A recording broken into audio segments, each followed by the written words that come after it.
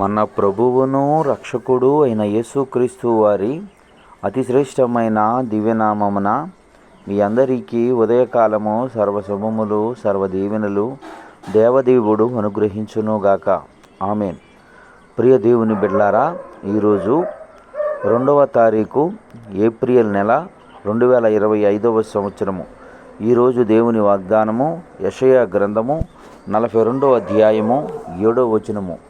అన్యజనులకు వెలుగుగాను నిన్ను నియమించి ఉన్నాను. దేవుడు తన పరిశుద్ధ లేఖన భాగము నేటి ఉదయకాలము మీ వినికిడిలో, మీ జీవితంలో దేవుడు ఈ వాగ్దానము నెరవేర్చునుగాక. ఆమెన్. ప్రియ దేవుని బిడ్డలారా, దేవుడు తెలియజేస్తున్నటువంటి మాట, దేవదేవుడు ప్రకటిస్తున్నటువంటి మాట, అన్యజనులకు వెలుగుగా నిన్ను నియమించి ఉన్నాను. నీ వెలుగు దేవుని బిడ్డ అనేకులను వెలిగించేదై ఉంటుంది అని దేవదేవుడు తెలియజేస్తూ ఉన్నాడు. అంత మాత్రమే కాదు, దైవ గ్రంథమును గూర్చి దేవుడు అంటున్నటువంటి మాట, నేను లోకమునకు వెలుగై ఉన్నాను. మన జీవితము, మన బ్రతుకు, మనము మన కుటుంబానికి మాత్రమే ఆశీర్వాదకరంగా కానీ, మన బిడ్డలకు, మన జనాంగానికి మాత్రమే దీవెనకరంగా మనం ఉండటం మాత్రమే కాదు, దేవుని వాగ్దానము తెలియచేస్తున్నటువంటి మాట, నువ్వు వెలిగే వెలుగు నీకు మాత్రమే కాదు, నీ దీవెన నీకు మాత్రమే కాదు, అనేకులకు వెలుగుగా ఉండటానికి నేను నిన్ను నియమించున్నానని తెలియజేస్తున్నాడు. ప్రియ సహోదరుడా, ఈరోజు ఉద్యోగం లేక కృంగిపోయి ఉన్నావా? రాబో రోజుల్లో నువ్వు మంచి ఉద్యోగం పొందుకుని నీవే ఇతరులకు ఉద్యోగం ఇచ్చే స్థాయిలో ఉంటావు. ఈ రోజున నీ పరిస్థితి బాగోలేదు, ఈరోజు నేను సరిగా నా కడుపు నిండా నేను భోజనం తినలేకపోతున్నాను, నేను వారి మీద వీరి మీద ఆధారపడి బ్రతుకుతున్నాను అని నీ జీవితం కొనసాగుతూ ఉందేమో. రాబో దినముల్లో నీవు అనేకులకు భోజనం పెట్టే వ్యక్తిగా ఉంటావు. ఈరోజు నువ్వు చేస్తున్నటువంటి వ్యాపారం నీ స్థాయిలో, నీ పరిధిలో చాలా చిన్నదిగా ఉందేమో. రాబో రోజుల్లో అనేకులకు, వ్యాపారులకు జీవనాధారాన్ని ఇచ్చే వ్యక్తిగా నీవు బ్రతుకుతావని దేవుని వాక్యం తెలియజేస్తుంది.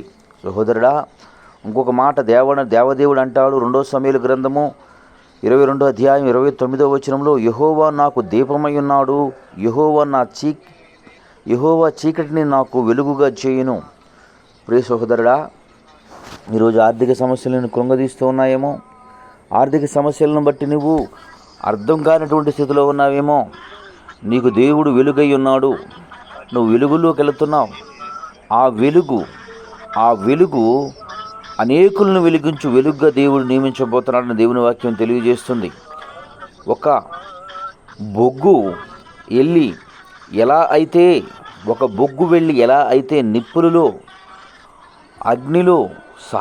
అగ్నితో సావాసం చేస్తూ ఉందో, ఈ బొగ్గు తన రూపాన్ని మార్చుకుంటుంది, తన స్థితిని మార్చుకుంటుంది, తన పరిస్థితిని మార్చుకుంటుంది. దేవుని బిడ్డలారా, ఇది మొట్టమొదటిగా బొగ్గుగా ఉండి వెళ్ళి అగ్నితో సావాసం చేసినప్పుడు ఇది కూడా అగ్నిగా మారుతుంది.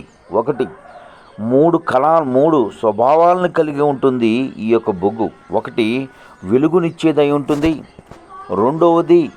రెండవది వేడినిచ్చేదై ఉంటుంది, 3 అక్కడ ఉన్న ప్రతి పరిస్థితిని తన వైపుకు ఆకర్షించుకునేదిలా ఉంటుంది అని దేవుని వాక్యాన్ని బట్టి, దేవుణ్ణి బట్టి తెలియజేస్తున్నాను. సహోదరుడా, నీ పరిస్థితులను బట్టి నీవు కృంగక ధైర్యంగా ఉండు, దేవుణ్ణి బట్టి సంతోషించు.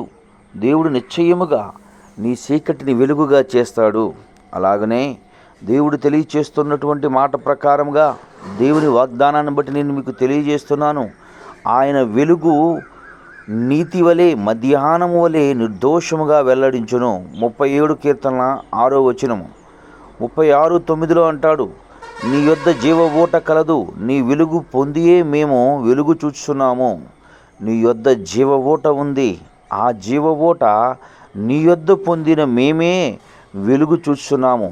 నీ వెలుగు లోకములో ప్రకాశించును.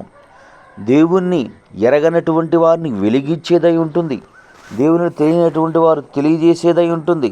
నువ్వు అనేకులకు ఆశీర్వాదకరంగా ఉంటావని దేవుని వాక్యం తెలియజేస్తుంది గనక ఆయన యందు సంతోషించు.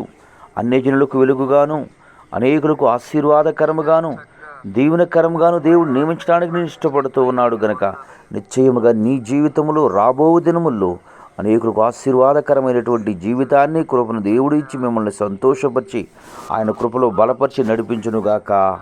ఆమేన్. తండ్రి నీకు వందనాలు, స్తోత్రములయ్యా. నేటి ఉదయకాలమందు ప్రభా ఎందరు బిడ్డలున్నారో వారందరి జీవితము తండ్రి వారికే ఆశీర్వాదకరంగా లేదని కృంగిపోతూ ఉన్నారు.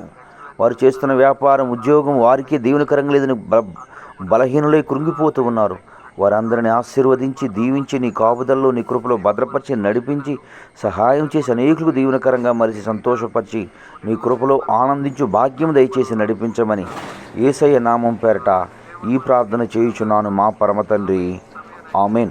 మన తండ్రి అయిన దేవుని ప్రేమయు, కుమారుడైన యేసుక్రీస్తు వారి కృపయు, పరిశుద్ధాత్మ తండ్రి అన్యోన్య సహవాసం ఇప్పుడును ఎల్లప్పుడూ ఆయన సన్నిధిలో సదాకాలం తోడైండి అంబడించి నడిపించును గాక. ఆమేన్.